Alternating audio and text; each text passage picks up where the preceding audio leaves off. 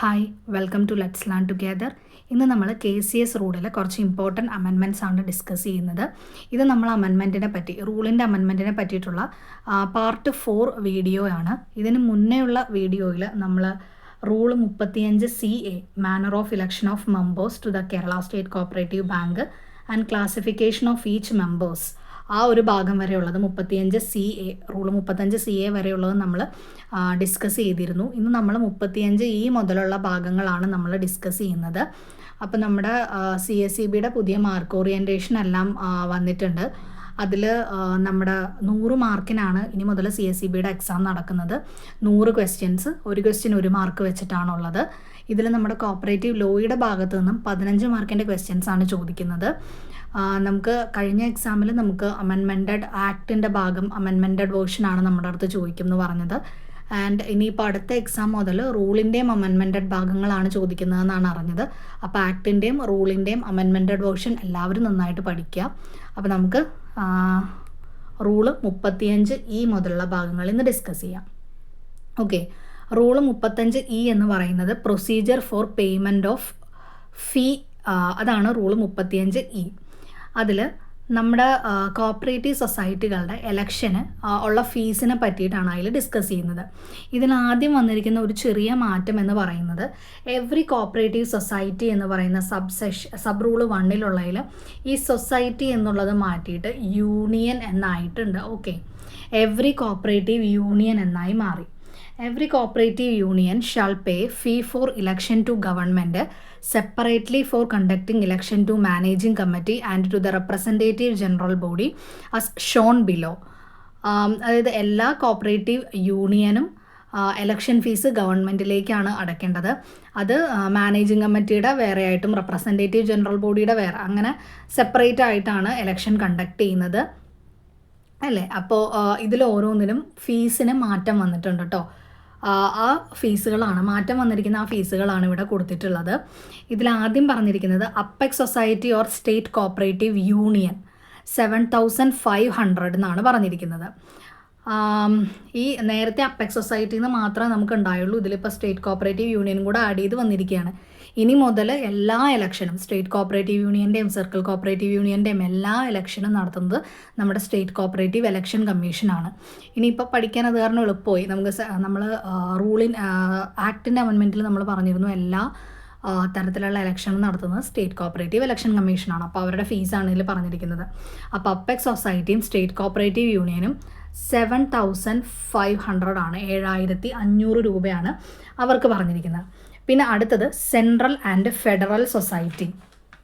Central and federal society 4,500 രൂപയാണ്, 4,500, 4,500. നേരത്തെ ഇവർക്ക് എത്രയായിരുന്നു? 3,000 ആയിരുന്നു. ഇപ്പോൾ അത് കൂടി 4,500 ആയി. Credit societies and housing societies 3,000, 3,000 രൂപയാണ് ക്രെഡിറ്റ് സൊസൈറ്റീസും ഹൗസിംഗ് സൊസൈറ്റീസും. നേരത്തെ ഇവർക്ക് 2,000, 2,000 രൂപയേ ഉണ്ടായിരുന്നുള്ളൂ. ഇനി other societies or circle cooperative union CCയും അതർ സൊസൈറ്റീസും 1,500, 1,500 ആയിരുന്നു. നേരത്തെ ഈ 1,500 എന്നുള്ളത് ഈ അതർ സൊസൈറ്റീസ് 1,000 രൂപ അടച്ചാൽ മതിയായിരുന്നു. അപ്പോൾ ഫീസിനൊക്കെ കാര്യമായിട്ടുള്ള മാറ്റമുണ്ട്, എല്ലാവരും നന്നായിട്ട് പഠിക്കാം. Apex society state cooperative union 7,500 രൂപ, സെൻട്രൽ ആൻഡ് ഫെഡറൽ സൊസൈറ്റി 4,500 രൂപ, credit societies and housing societies 3,000 രൂപ, other societies or circle cooperative union 1,500 രൂപ. ഓക്കെ, അപ്പോൾ ഇതാണ് അതിൽ വന്നിരിക്കുന്ന ഒരു മാറ്റം എന്ന് പറയുന്നത്. ഓക്കെ, ഇതാണ് മെയിനായിട്ടും ഈ റൂൾ 35യിൽ ഇത്രയും മാറ്റങ്ങളെ പറഞ്ഞിട്ടുള്ളൂ. പിന്നെ അടുത്തത് റൂള് 37A ആണ്. അത് പുതിയതായിട്ട് വന്നിരിക്കുന്ന ഒരു റൂളാണ്, റൂള് 37A എന്ന് പറയുന്നത്. അത് qualification and appointment of coopted members എന്നുള്ളതാണ്. Qualification and appointment of coopted members. Okay, പുതിയ റൂളാണ് കേട്ടോ.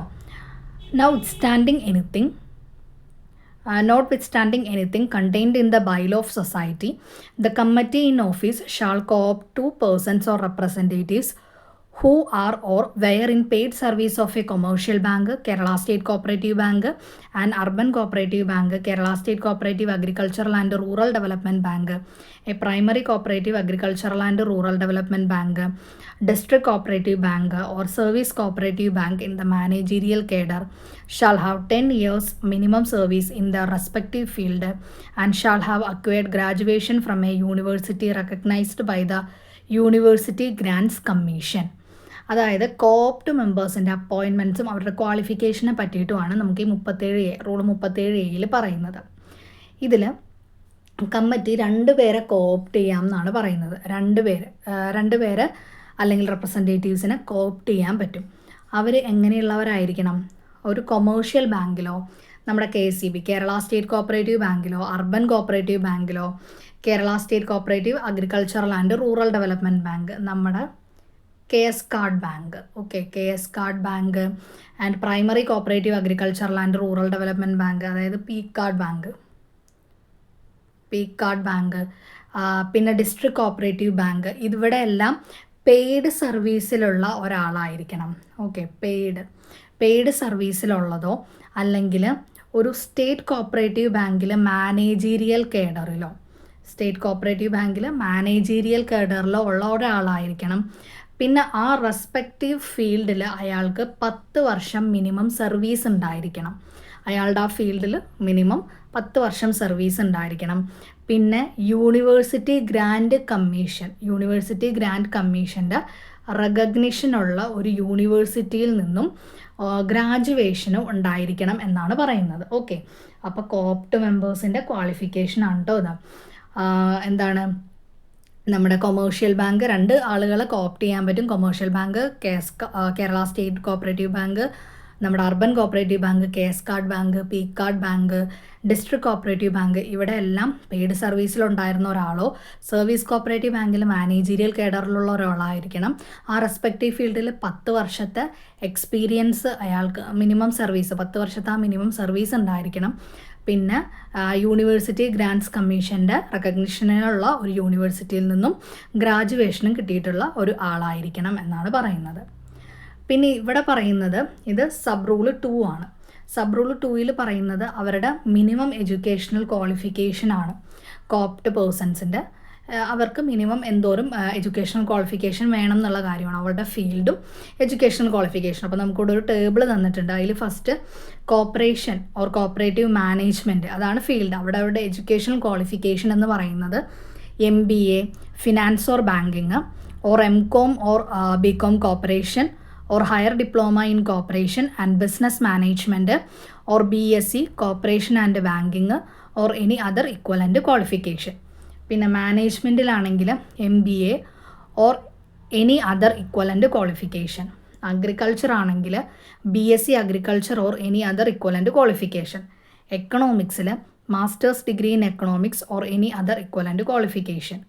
Commerce MCOM finance or cooperation or BCom cooperation or higher diploma in cooperation and business management or BSc cooperation and banking or any other equivalent qualification. Public ഫിനാൻസിൽ MBA finance or any other equivalent qualification. ലോയിൽ LLB. Rural development masters degree in rural development or any other equivalent qualification. Information technology MCA or any other equivalent qualification. അപ്പോൾ ഇത്രയും ക്വാളിഫിക്കേഷൻസാണ് അതിൽ പറഞ്ഞിരിക്കുന്നത്. പിന്നെ അടുത്ത sub റൂളാണ് 3. മൂന്നാമത്തെ sub rule നമ്മളിപ്പോൾ പറഞ്ഞുകൊണ്ടിരിക്കുന്ന റൂള് 37A. അതിൽ സബ് റൂള് 3 പറയുന്നത് the coopt members shall not have any disqualification under the Kerala cooperative societies act 1969. ഈ കോപ്റ്റ് മെമ്പേഴ്സിന് Kerala cooperative societies act 1969 KCS act അനുസരിച്ചിട്ടുള്ള യാതൊരു തരത്തിലുള്ള ഡിസ്ക്വാളിഫിക്കേഷൻസും ഉണ്ടാകരുത് എന്നാണ് സബ് റൂള് 3 പറയുന്നത്. ഇനി അടുത്തത് rule 37A sub rule 4. The appointment of co-opt members or representatives shall be done only with the prior approval of the registrar. ഈ കോപ്റ്റ് മെമ്പേഴ്സ് അല്ലെങ്കിൽ റെപ്രസെൻറ്റേറ്റീവ്സിൻ്റെ അപ്പോയിൻമെൻറ്റ് എന്ന് പറയുന്നത് രജിസ്ട്രാറുടെ മുൻകൂട്ടിയുള്ള അപ്രൂവൽ അതിന് ആവശ്യമാണ്. പ്രിയർ അപ്രൂവൽ ഓഫ് രജിസ്ട്രാർ വേണം. The society shall submit an application along with the resolution of the board of directors of the society for the appointment of such co-opt members and with their experience and qualification.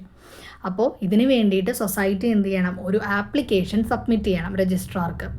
അതിൻ്റെ ഒപ്പം ഈ board of ഡയറക്ടേഴ്സിൻ്റെ റെസല്യൂഷനും our pass ചെയ്തിട്ടുള്ള board of directors pass ചെയ്ത ഒരു റെസല്യൂഷനും പിന്നെ അതുപോലെ തന്നെ അവരുടെ എക്സ്പീരിയൻസ്, അവരുടെ ഈ കോപ്റ്റ് മെമ്പേഴ്സിൻ്റെ എക്സ്പീരിയൻസും ക്വാളിഫിക്കേഷനും എല്ലാം അതിൻ്റെ ഒപ്പം ഉണ്ടായിരിക്കണം. The registrar shall consider the application and may issue permission for the appointment of such co-opt members or delay the application with proper reasons, if any, within 1 month from the date of receipt of the application. Registrar ഈ application consider ചെയ്യും. ഈ application കിട്ടി 1 മാസത്തിനുള്ളിൽ registrar ഇതിൽ തീരുമാനം എടുക്കുമെന്നാണ് പറഞ്ഞിരിക്കുന്നത്. Within 1 month from the date of receipt of application. ഈ application കിട്ടി 1 മാസത്തിനുള്ളിൽ രജിസ്ട്രാർ ഒന്നല്ലെങ്കിൽ എന്ത് ചെയ്യും, ഈ കോപ്റ്റ് മെമ്പേഴ്സിനെ അപ്പോയിൻറ്റ് ചെയ്യുന്നതിനുള്ള പെർമിഷൻ കൊടുക്കും. അതല്ലെങ്കിൽ ഈ ആപ്ലിക്കേഷൻ ഡിനേ ചെയ്യാനുള്ള, എന്ന് വെച്ചാൽ ഈ ആപ്ലിക്കേഷൻ റദ്ദ് ചെയ്യാനുള്ള ഒരധികാരവും രജിസ്ട്രാർക്കുണ്ട്. അതിന് വിത്ത് പ്രോപ്പർ റീസൺസ് വേണം. പ്രോപ്പറായിട്ടുള്ള റീസൺസോട് കൂടി ഇത് വേണമെങ്കിൽ രജിസ്ട്രാറിന് തള്ളിക്കളയാമെന്നും പറഞ്ഞിട്ടുണ്ട്. അപ്പോൾ കോപ്റ്റ് മെമ്പേഴ്സിൻ്റെ സബ് റൂൾ 4 പറയുന്നത് എന്താണെന്ന് ചോദിച്ചിട്ടുണ്ടെങ്കിൽ, കോപ്റ്റ് മെമ്പേഴ്സ് അല്ലെങ്കിൽ റെപ്രസെൻറ്റേറ്റീവ്സിൻ്റെ അപ്പോയിൻമെൻറ്റ് എന്ന് പറയുന്നത് രജിസ്ട്രാറുടെ മുൻകൂട്ടിയുള്ള അനുവാദം അതിന് ആവശ്യമാണ്. അതിന് വേണ്ടിയിട്ട് ബോർഡ് ഓഫ് ഡയറക്ടേഴ്സ് ഒരു റെസല്യൂഷൻ പാസ് ചെയ്ത് ആ റെസല്യൂഷനും പിന്നെ ഈ കോപ്റ്റ് മെമ്പേഴ്സിൻ്റെ എക്സ്പീരിയൻസും ക്വാളിഫിക്കേഷനും എല്ലാം വെച്ചുകൊണ്ട് രജിസ്ട്രാർക്ക് ഒരു ആപ്ലിക്കേഷൻ സമർപ്പിക്കും. രജിസ്ട്രാർക്ക് ആപ്ലിക്കേഷൻ കിട്ടി 1 മാസത്തിനുള്ളിൽ രജിസ്ട്രാർ അതിൽ തീരുമാനമെടുക്കും. അത് ഒന്നല്ലെങ്കിൽ രജിസ്ട്രാർ അത് ഈ കോപ്റ്റ് മെമ്പേഴ്സിൻ്റെ അപ്പോയിൻമെൻറ്റിന് പെർമിഷൻ കൊടുക്കും. അതല്ലെങ്കിൽ രജിസ്ട്രാർക്ക് അത് ഡിനേ ചെയ്യാനുള്ള അധികാരമുണ്ട്. വിത്ത് പ്രോപ്പർ റീസൺസ്, ഒരു പ്രോപ്പർ റീസൺസോട് കൂടി അത് ഡിനേ ചെയ്യാനുള്ള അധികാരമുണ്ടെന്നാണ് സബ് റൂൾ 4 പറയുന്നത്. ഓക്കെ, ഇനി സബ് റൂൾ 5 കൂടിയുണ്ട്. ഓക്കെ, റൂള് നമ്മളിപ്പോൾ പറഞ്ഞ 37A sub rule 5. The registrar shall issue notice to board of directors of the society directing to co-opt members or representatives in the committee which fail to co-opt the persons or representatives in accordance with the subsection 1G of section 28 of the act. ഈ രജിസ്ട്രാർക്ക് എന്താണ്, committee fail ആയിട്ടുണ്ട് എങ്കിൽ നമ്മുടെ co-opt മെമ്പേഴ്സിനെ അല്ലെങ്കിൽ റെപ്രസെൻറ്റേറ്റീവ്സിനെ നിയമിക്കുന്നതിൽ നമ്മുടെ board of directors fail ആയിട്ടുണ്ട് എങ്കിൽ registrar അവർക്ക് ഒരു നോട്ടീസ് അയക്കും എന്നാണ് പറയുന്നത്. ഈ ബോർഡ് ഓഫ് ഡയറക്ടേഴ്സിന് രജിസ്ട്രാർ ഒരു നോട്ടീസ് അയക്കും. ഈ സെക്ഷൻ 28 സബ്സെഷൻ 1G പ്രകാരമാണ് നമ്മൾ കോപ്റ്റ് മെമ്പേഴ്സിനെ നിയമിക്കുന്നത്. ഓക്കെ, അപ്പോൾ സെക്ഷൻ 28 സബ്സെഷൻ 1G പ്രകാരമുള്ള കോപ്റ്റ് മെമ്പേഴ്സിനെ കമ്മിറ്റിക്ക് തിരഞ്ഞെടുക്കാൻ സാധിച്ചില്ല എങ്കിൽ രജിസ്ട്രാർ, കമ്മിറ്റി ഫെയിൽ ആയിട്ടുണ്ട് എങ്കിൽ രജിസ്ട്രാർ കമ്മിറ്റിക്ക്, നമ്മുടെ ബോർഡ് ഓഫ് ഡയറക്ടേഴ്സിന് ഒരു നോട്ടീസ് അയക്കും. If the board of directors are not responding to the direction of the registrar within 1 month from the date of receipt of a notice in this behalf, the registrar shall nominate persons or representatives as mentioned in subsection 1G of section 28 of the act. അതായത് ഈ അവർക്ക് ഈ notice അയച്ച് 1 മാസത്തിനുള്ളിൽ അവരുടെ അടുത്തുനിന്ന് response ഒന്നും കിട്ടുന്നില്ല എങ്കിൽ രജിസ്ട്രാർക്ക് സെക്ഷൻ 28 1G പ്രകാരം മെൻഷൻ ചെയ്തിട്ടുള്ള ആ കോപ്റ്റ് മെമ്പേഴ്സിനെ രജിസ്ട്രാർ നോമിനേറ്റ് ചെയ്യും എന്നാണ് പറയുന്നത്. ഓക്കെ, അപ്പോൾ സബ് റൂൾ 5 ചുരുക്കി പറഞ്ഞ് ഇത്രയേ ഉള്ളൂ. ഈ കമ്മിറ്റിക്ക് കോപ്റ്റ് മെമ്പേഴ്സിനെ അപ്പോയിൻറ്റ് ചെയ്യാൻ പറ്റിയില്ല എന്നുണ്ടെങ്കിൽ, അവരതിൽ ഫെയിൽ ആയിട്ടുണ്ടെങ്കിൽ രജിസ്ട്രാർ അവർക്കൊരു നോട്ടീസ് അയക്കും. ഈ നോട്ടീസ് അയച്ച് 1 മാസത്തിനുള്ളിൽ അവരുടെ കയ്യിൽ നിന്ന് റിപ്ലൈ ഒന്നും വന്നില്ല എങ്കിൽ രജിസ്ട്രാർ കോപ്റ്റ് മെമ്പേഴ്സിനെ രജിസ്ട്രാർ തന്നെ നിയമിക്കും എന്നാണ് പറയുന്നത്. ഓക്കെ, അപ്പോൾ ഇത്രയാണ് റൂൾ 37A പറയുന്നത്. ഇതിൽ കോപ്റ്റ് മെമ്പേഴ്സിൻ്റെ ക്വാളിഫിക്കേഷൻ്റെ കാര്യങ്ങളാണ് പറയുന്നത്. പുതിയ റൂളാണ്, എല്ലാവരും നന്നായിട്ട് പഠിക്കുക റൂൾ. ഓക്കെ, അടുത്തത് റൂള് 38. റൂൾ 38 എന്ന് പറയുന്നത് constitution of committee, resignation and removal from membership എന്നുള്ളതാണ്.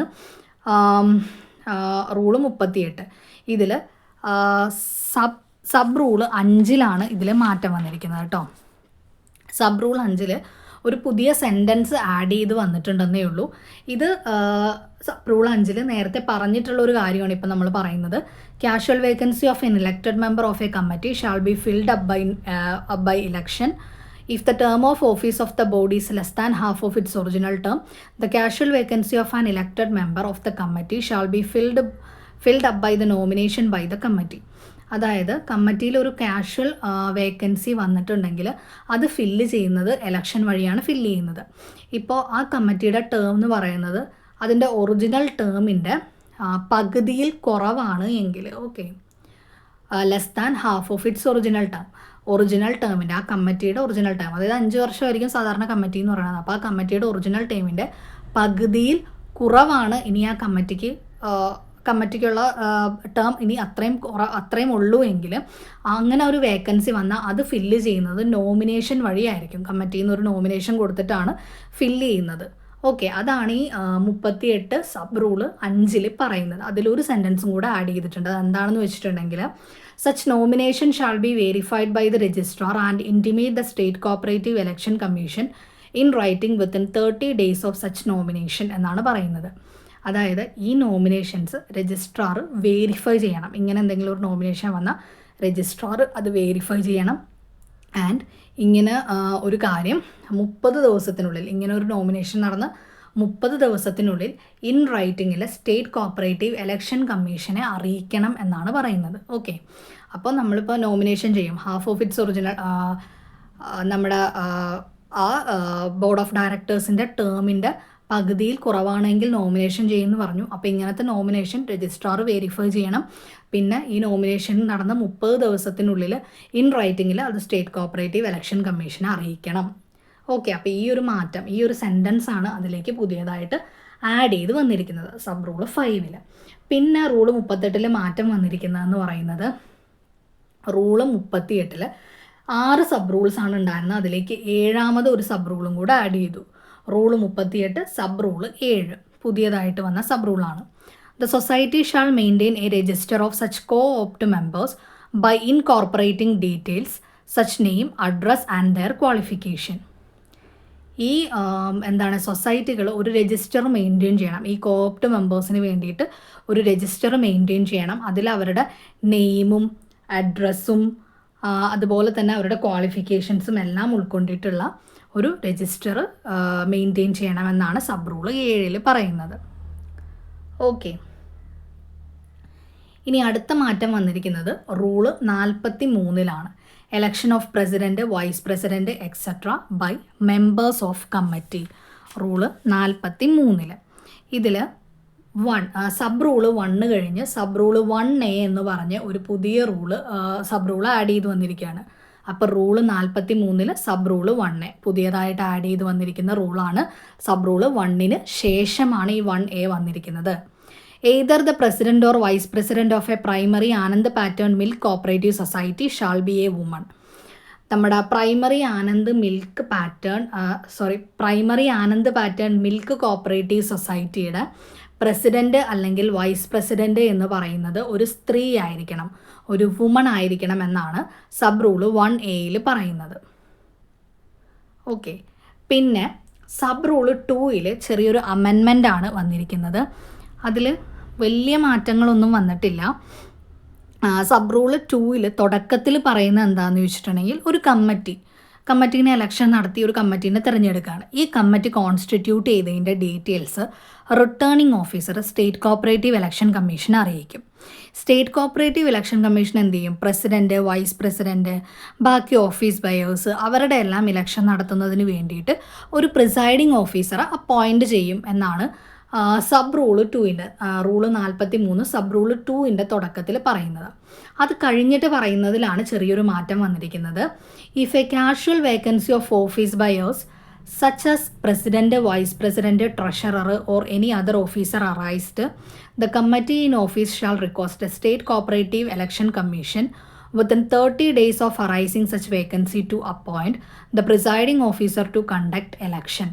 അതായത് ഒരു കാഷ്വൽ വേക്കൻസി വന്നിട്ടുണ്ട് എങ്കിൽ അത് പ്രസിഡൻറ്റോ വൈസ് പ്രസിഡൻറ്റോ ട്രഷററോ അല്ലെങ്കിൽ എനി അതർ ഓഫീസർ ആരുടെ ആയാലും ഒരു കാഷ്വൽ വേക്കൻസി വന്നിട്ടുണ്ട് എങ്കിൽ കമ്മിറ്റി ആ വേക്കൻസി വന്ന് 30 ദിവസത്തിനുള്ളിൽ എന്ത് ചെയ്യണം? Committee state cooperative election commission request കൊടുക്കണം. എലക്ഷൻ നടത്തുന്നതിന് വേണ്ടിയിട്ട് ഒരു പ്രിസൈഡിങ് ഓഫീസറെ അപ്പോയിൻറ്റ് ചെയ്യണമെന്ന് പറഞ്ഞ് ഒരു റിക്വസ്റ്റ് കൊടുക്കണം എന്നാണ് പറയുന്നത്. ഇതിൽ വന്നിരിക്കുന്ന മാറ്റം, ഇത് നമുക്ക് മുമ്പും ഇതുപോലെ തന്നെയായിരുന്നു. ഇവിടെ ഈ 30 ഡേയ്സ് എന്നുള്ളതാണ് മാറ്റം വന്നിരിക്കുന്നത്. നേരത്തെ അവിടെ എന്തായിരുന്നു, 15 ഡേയ്സ് ആയിരുന്നു. അത് മാറി ഇപ്പം എന്തായി, 30 ഡേയ്സ് ആയി. ഈ ഒരു ചെറിയ മാറ്റം മാത്രമാണ് ആ ഒരു സബ് റൂൾ 2-ൽ വന്നിട്ടുള്ളത്. ബാക്കിയെല്ലാം സബ് റൂൾ 2-ൽ നേരത്തെ പറഞ്ഞതുപോലെ തന്നെയാണ്. ഇപ്പോൾ നമ്മൾ ഈ 30 ദിവസം, അതായത് കാഷ്വൽ വേക്കൻസി വന്നു കഴിഞ്ഞിട്ടുണ്ടെങ്കിൽ 30 ദിവസത്തിനുള്ളിൽ state cooperative election commission request കൊടുക്കണം ഒരു പ്രിസൈഡിങ് ഓഫീസറെ അപ്പോയിൻറ്റ് ചെയ്യാൻ വേണ്ടിയിട്ട് എന്നുള്ളത് മാത്രം. ബാക്കിയെല്ലാം സെയിം ആണ് കേട്ടോ. ബാക്കി സബ് റൂൾ 2-ൽ പറയുന്നുണ്ട് ഈ പ്രിസൈഡിങ് ഓഫീസറെ 7 ദിവസത്തിനുള്ളിൽ, ഈ റിക്വസ്റ്റ് കിട്ടി 7 ദിവസത്തിനുള്ളിൽ പ്രിസൈഡിങ് ഓഫീസർ അപ്പോയിൻറ്റ് ചെയ്യണം എന്ന് പറഞ്ഞിട്ടുണ്ട്. പ്രിസൈഡിങ് ഓഫീസർ അപ്പോയിൻറ്റ് ചെയ്ത് 7 ദിവസത്തിനുള്ളിൽ അദ്ദേഹം ഒരു കമ്മിറ്റി മെമ്പേഴ്സിനെ വിളിച്ച് ചേർക്കണമെന്നൊക്കെ പറഞ്ഞിട്ടുണ്ട്. അതെല്ലാം അതുപോലെ തന്നെയാണ് സബ് റൂൾ 2-ൽ. ആ 15 ദിവസം എന്നുള്ളത് ഈ 30 ദിവസമായി എന്നുള്ളൊരു മാറ്റം മാത്രമേ സബ് റൂൾ 2-ൽ വന്നിട്ടുള്ളൂ. ഓക്കെ, അടുത്തത് റൂള് 43B ആണ്. ഓക്കെ, അത് നമുക്ക് പുതിയതായിട്ട് വന്നിരിക്കുന്ന ഒരു റൂളാണ്. ന്യൂ റൂളാണത്. 43B, handing over the charge in absence of president and vice president. അതാണ് 43B എന്ന് പറയുന്നത്. When the president of the society is on leave or in absent for more than 15 days continuously and his charge is not hand over to the president, it shall be deemed to have been hand over to the vice president. അതായത് president leave ആവുകയോ അല്ലെങ്കിൽ 15 continuous ആയിട്ട് 15 ദിവസത്തിൽ കൂടുതൽ absent ആവുകയോ ചെയ്തിട്ടുണ്ട്. അപ്പോൾ vice പ്രസിഡൻറ്റിന് ചാർജ് കൊടുത്തിട്ടില്ല, ഹാൻഡ് ഓവർ ചെയ്തിട്ടില്ല എങ്കിലും അത് കൊടുത്തതായിട്ടാണ് കണക്കാക്കുന്നത്. Shall deemed to have been handed over to the president. ആ ചാർജ് പ്രസിഡന്റിന് കൊടുത്തതായിട്ട്, വൈസ് പ്രസിഡന്റിന് കൊടുത്തതായിട്ട് കണക്കാക്കുന്നു. When both president and vice president are absent for more than 15 days continuously, the said charge shall be handed over to any other member of director board decided by the resolution passed in the meeting for avoiding any interruption in the day-to-day function of the society. ഇപ്പോൾ ഈ പറഞ്ഞിരിക്കുന്ന പ്രസിഡൻറ്റും vice പ്രസിഡൻറ്റും 15 ദിവസം continuous ആയിട്ട്, 15 ദിവസത്തിൽ കൂടുതൽ continuous ആയിട്ട് absent ആയിട്ടുണ്ട് എങ്കിൽ നമ്മുടെ ബാക്കി board of directors resolution pass ചെയ്ത് ഒരാളെ തിരഞ്ഞെടുക്കും. അയാൾക്കായിരിക്കും ചാർജ് ആ ഒരു ഡയറക്ടർ ബോർഡ് മെമ്പർക്ക് ഹാൻഡ് ഓവർ ചെയ്യും എന്നാണ് പറയുന്നത്. നമ്മുടെ സൊസൈറ്റിയുടെ ഡേ ടു ഡേ ഫങ്ഷൻ എല്ലാം ഒരു ഇൻറ്ററപ്ഷനും ഒന്നും കാര്യങ്ങളില്ലാതെ നന്നായിട്ട് നടക്കുന്നതിന് വേണ്ടിയിട്ടാണ് അങ്ങനെ ചെയ്യുന്നത്. അപ്പോൾ റൂള് 43B എന്ന് പറയുന്നത് handing over charge in the absence of president vice president എന്നുള്ളതാണ്. പ്രസിഡൻറ്റ് ലീവ് ആവുകയോ അല്ലെങ്കിൽ കണ്ടിന്യൂസ് ആയിട്ട് 15 ദിവസത്തിൽ കൂടുതൽ ആബ്സെൻ്റ് ആവുകയോ ചെയ്തിട്ടുണ്ട്, നമ്മുടെ വൈസ് പ്രസിഡൻറ്റിന് ചാർജ് ഹാൻഡ് ഓവർ ചെയ്തിട്ടില്ല എങ്കിലും നമ്മൾ ചാർജ് വൈസ് പ്രസിഡൻറ്റിന് ഹാൻഡ് ഓവർ ചെയ്തു എന്ന രീതിയിലാണ് കണക്കാക്കുന്നത്. ഈ പ്രസിഡൻറ്റും വൈസ് പ്രസിഡൻറ്റും 15 ദിവസം കണ്ടിന്യൂസ് ആയിട്ട് 15 ദിവസത്തിൽ കൂടുതൽ ലീവായിട്ടുണ്ട് എങ്കിൽ ബോർഡ് ഓഫ് ഡയറക്ടേഴ്സ് ഒരു റെസല്യൂഷൻ പാസ് ചെയ്തിട്ട് ബോർഡ് ഓഫ് ഡയറക്ടറിലെ തന്നെ ഏതെങ്കിലും ഒരു മെമ്പറിന് ചാർജ് ഹാൻഡ് ഓവർ ചെയ്യുന്നു.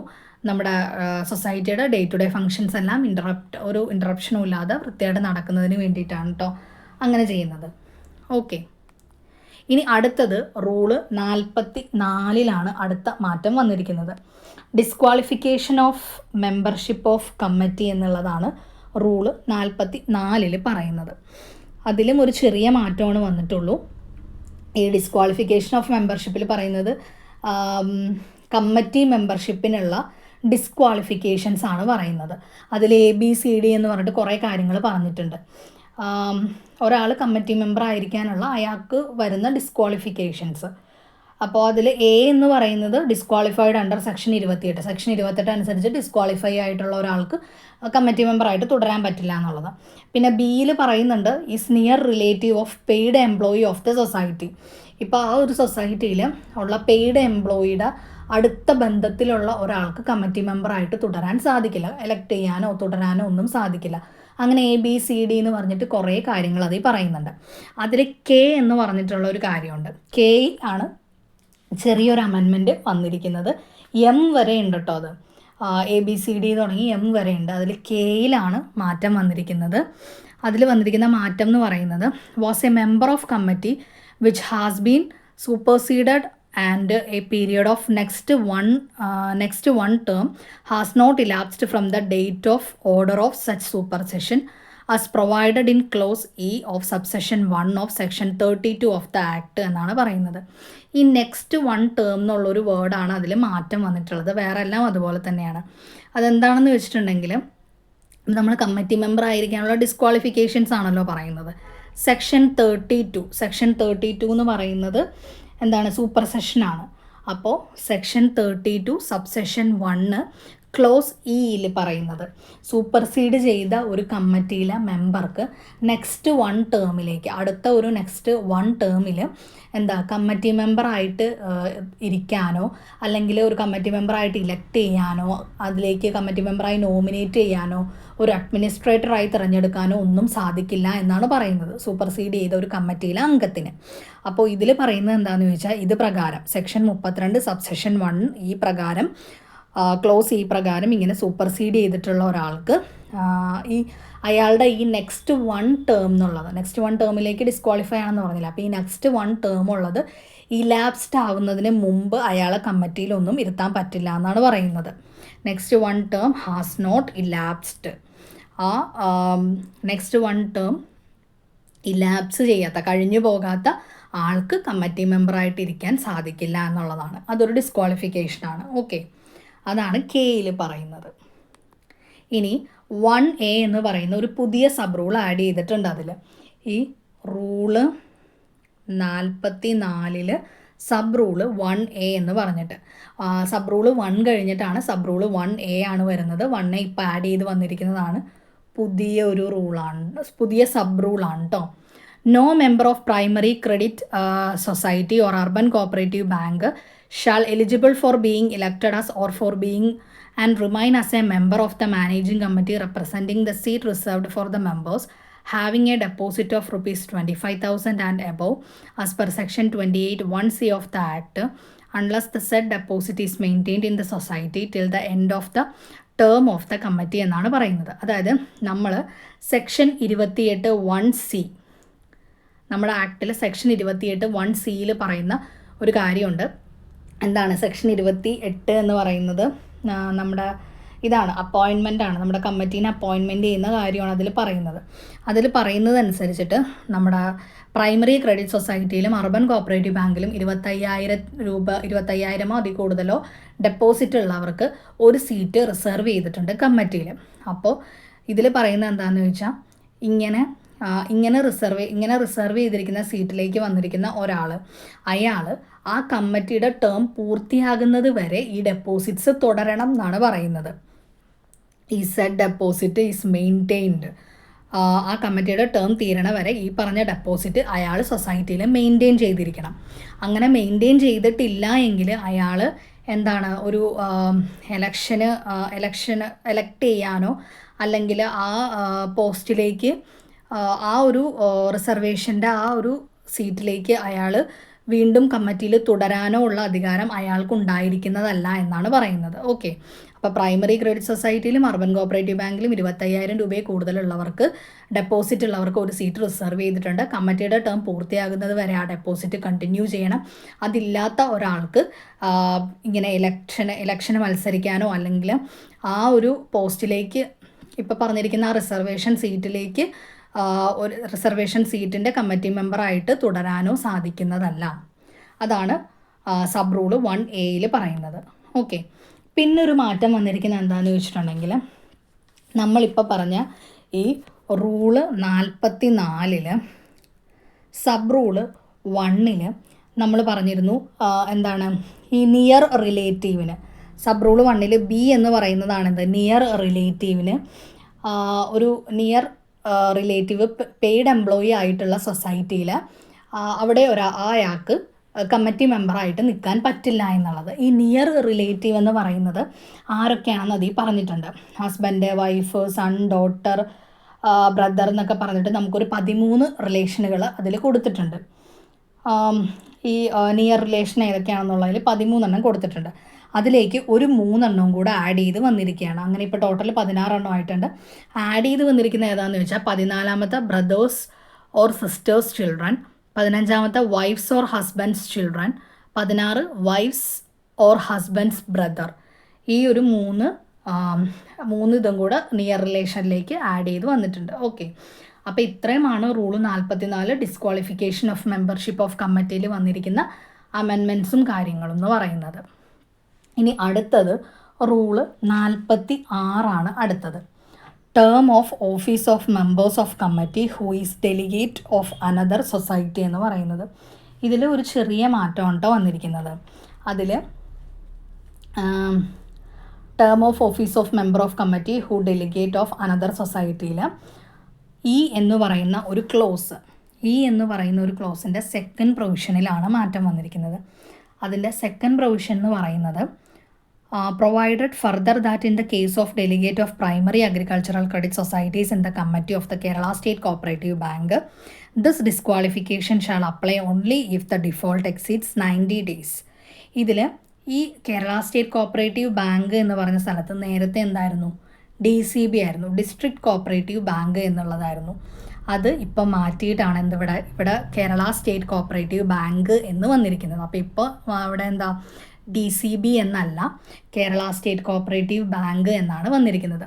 അത് മാത്രമാണ് ഈ റൂള് 46 വന്നിരിക്കുന്ന മാറ്റം. ഓക്കെ, അപ്പോൾ റൂള് 46 ക്ലോസ് ഇയിൽ സെക്കൻഡ് പാരഗ്രാഫ് സെക്കൻഡ് പ്രൊവിഷനിൽ വന്നിരിക്കുന്ന ഒരു മാറ്റമാണ്. അവിടെ ഡിസ്ട്രിക്ട് കോപ്പറേറ്റീവ് ബാങ്ക് എന്നുള്ളത് മാറ്റിയിട്ട് കേരള സ്റ്റേറ്റ് കോപ്പറേറ്റീവ് ബാങ്ക് എന്ന് വന്നു. ഓക്കെ, അടുത്തത് rule 47 custody of cash, securities, record, sales etcetera of the society. ഈ റൂള് 47 ഒരു ചെറിയ മാറ്റമാണ് വന്നിട്ടുള്ളത്. റൂള് 47 അതിലും ക്ലോസ് എന്ന് പറയുന്ന ക്ലോസിലാണ് മാറ്റം വന്നിരിക്കുന്നത്. It is the responsibility of Chief Executive to see all the registers and accounts are written up or digitally prepared properly and completely and produced for audit within a period of 1 month on the completion of the accounting year എന്നാണ് വന്നിരിക്കുന്നത്. അതായത് ഇവിടെ വന്നിരിക്കുന്നത് digitally prepared എന്നുള്ളൊരു word കൂടെ add ചെയ്തു എന്നുള്ള ഒരു മാറ്റം മാത്രമേ ഇതിന് വന്നിട്ടുള്ളൂ. അതായത് ചീഫ് എക്സിക്യൂട്ടീവിൻ്റെ ഒരു ഡ്യൂട്ടീനെ പറ്റിയിട്ടാണ് ഈ ക്ലോസ് ഇയിൽ പറയുന്നത്. ഈ അക്കൗണ്ടിങ് ഇയർ കംപ്ലീറ്റ് ആയി കഴിഞ്ഞ് വിത്തിൻ 1 മന്ത് ചീഫ് എക്സിക്യൂട്ടീവ് എന്ത് ചെയ്യണം? എല്ലാ രജിസ്റ്റേഴ്സും അക്കൗണ്ട്സും എല്ലാം റിട്ടേൺ അപ്പ് ചെയ്ത് പ്രോപ്പറായിട്ട് കംപ്ലീറ്റ് ചെയ്തിരിക്കണം. അപ്പോൾ ഇതിൽ വന്നിരിക്കുന്നത് written up or digitally prepared. Written അപ്പും ആയിരിക്കാം, ഡിജിറ്റലി പ്രിപ്പയറും ആയിരിക്കാം എന്നാണ് പറഞ്ഞിരിക്കുന്നത്. നമ്മളിപ്പോൾ സെക്ഷൻ്റെ അമെൻമെൻറ്റിൽ പറഞ്ഞിരുന്നു എല്ലാം എന്താണ് ഡിജിറ്റലി എന്നുള്ള കുറേ വാക്കുകൾ, ഡിജിറ്റലി പ്രിപ്പയർഡ് മതി, ഡിജിറ്റൽ ഫോമിലായാലും മതി എന്നുള്ള കുറേ അമെൻമെൻറ്റ്സ് വന്നിട്ടുണ്ട്. അതുപോലെ തന്നെ ഇവിടെ ഈ ഒരു വേർഡ് മാത്രമേ ആഡ് ചെയ്ത് വന്നിട്ടുള്ളൂ. ഒന്നാണെങ്കിൽ റിട്ടേൺ അപ്പ് അല്ലെങ്കിൽ ഡിജിറ്റലി പ്രിപ്പയർഡ് അക്കൗണ്ട്സും രജിസ്റ്റേഴ്സും എന്താണ് ചീഫ് എക്സിക്യൂട്ടീവ് പ്രിപ്പയർ ചെയ്യണം, കംപ്ലീറ്റ് ആയിട്ട് പ്രോപ്പറായിട്ട് പ്രിപ്പയർ ചെയ്ത് അക്കൗണ്ടിങ് ഇയറിൻ്റെ കംപ്ലീഷന് വിത്തിൻ 1 മന്ത് അത് ഓഡിറ്റിനായിട്ട് സബ്മിറ്റ് ചെയ്യണം എന്നാണ് പറയുന്നത്. ഓക്കെ, അതാണ് റൂള് 47. അടുത്തത് റൂള് 50A ട്രെയിനിങ് പ്രോഗ്രാം. ഇത് പുതിയതായിട്ട് ആഡ് ചെയ്തിരിക്കുന്ന ഒരു റൂളാണ്. പുതിയതായിട്ട് ആഡ് ചെയ്തിരിക്കുന്ന ഒരു റൂള് ട്രെയിനിങ് പ്രോഗ്രാം എന്നുള്ളതാണ്. Every elected and coopted members of the committee of a cooperative society shall attend the training programme conducted by the administrative department concerned or the state cooperative union or the agricultural cooperative staff training institute or the institute of cooperative management within 1 year from the date of such election as a member or co-option as a member to the committee. അതായത് എല്ലാ elected മെമ്പേഴ്സും കോഓപ്റ്റഡ് മെമ്പേഴ്സും ഒരു കമ്മിറ്റിയിലെ, ഒരു cooperative സൊസൈറ്റിയിലെ കമ്മിറ്റിയിലെ എല്ലാ elected മെമ്പേഴ്സും cooperative elected മെമ്പേഴ്സും കോഓപ്റ്റഡ് മെമ്പേഴ്സും എന്താണ് training programme attend ചെയ്തിരിക്കണം. ആ training programme conduct ചെയ്യുന്നത് administrative department of concerned ആയിരിക്കും, അല്ലെങ്കിൽ SCU സ്റ്റേറ്റ് കോപ്പറേറ്റീവ് യൂണിയൻ ആയിരിക്കും, agricultural cooperative staff training institute ആയിരിക്കാം, അല്ലെങ്കിൽ ഇൻസ്റ്റിറ്റ്യൂട്ട് ഓഫ് കോപ്പറേറ്റീവ് മാനേജ്മെൻറ്റ്. ഇവർ കണ്ടക്ട് ചെയ്യുന്ന ട്രെയിനിങ് പ്രോഗ്രാം അറ്റൻഡ് ചെയ്യണം. അതെപ്പോഴാണ്? ഈ ഇലക്ഷൻ കഴിഞ്ഞ് ഇവരെ ഇലക്ട് ചെയ്ത് വിത്തിൻ 1 ഇയർ, ഈ ഇലക്ഷൻ കഴിഞ്ഞ് വിത്തിൻ 1 ഇയറിൽ ഇവരെല്ലാം ഈ ട്രെയിനിങ് പ്രോഗ്രാം അറ്റൻഡ് ചെയ്തിരിക്കണം എന്നാണ് പറയുന്നത്. അപ്പോൾ 50A എന്ന് പറയുന്ന ട്രെയിനിങ് പ്രോഗ്രാമാണ്, പുതിയതായിട്ട് വന്നിരിക്കുന്ന റൂളാണ്. എല്ലാ കോപ്പറേറ്റീവ് സൊസൈറ്റീസിനെയും ഇലക്റ്റഡ് മെമ്പേഴ്സും കോഓപ്റ്റഡ് മെമ്പേഴ്സും അവരുടെ ഇലക്ഷൻ കഴിഞ്ഞ് വിത്തിൻ 1 ഇയറിൻ്റെ ഉള്ളിൽ അവർ ട്രെയിനിങ് പ്രോഗ്രാം അറ്റൻഡ് ചെയ്തിരിക്കണം. ഇത് കണ്ടക്ട് ചെയ്യുന്നത് അഡ്മിനിസ്ട്രേറ്റീവ് ഡിപ്പാർട്ട്മെൻറ്റ് ഓഫ് കൺസേൺഡ് ആയിരിക്കും, ഇല്ലെങ്കിൽ സ്റ്റേറ്റ് കോപ്പറേറ്റീവ് യൂണിയൻ ആയിരിക്കാം, അല്ലെങ്കിൽ അഗ്രികൾച്ചറൽ സ്റ്റാഫ് ട്രെയിനിങ് ഇൻസ്റ്റിറ്റ്യൂട്ട്, അല്ലെങ്കിൽ ഇൻസ്റ്റിറ്റ്യൂട്ട് ഓഫ് കോപ്പറേറ്റീവ് മാനേജ്മെൻറ്റ് ഇവർ നടത്തുന്ന ട്രെയിനിങ് പ്രോഗ്രാം അറ്റൻഡ് ചെയ്യണം എന്ന്. ഓക്കെ, അപ്പോൾ നമ്മൾ 50A വരെയുള്ള അമെൻമെൻറ്റ്സ് ആണ് നമ്മളിന്ന് ഡിസ്കസ് ചെയ്തത്. ബാക്കി അമെൻമെൻറ്റ്സ് നമ്മൾ അടുത്ത പാർട്ടിൽ പറയുന്നതായിരിക്കും. വീഡിയോ എല്ലാവർക്കും ഇഷ്ടപ്പെട്ടെന്ന് വിചാരിക്കുന്നു. ഇഷ്ടപ്പെട്ടെങ്കിൽ ലൈക്ക് ചെയ്യുക, ഷെയർ ചെയ്യുക, നിങ്ങളുടെ അഭിപ്രായങ്ങൾ എന്തെങ്കിലും ഉണ്ടെങ്കിൽ കമൻറ്റ് ബോക്സിൽ പറയുക. ചാനൽ ഒന്ന് സബ്സ്ക്രൈബ് ചെയ്യുക. താങ്ക്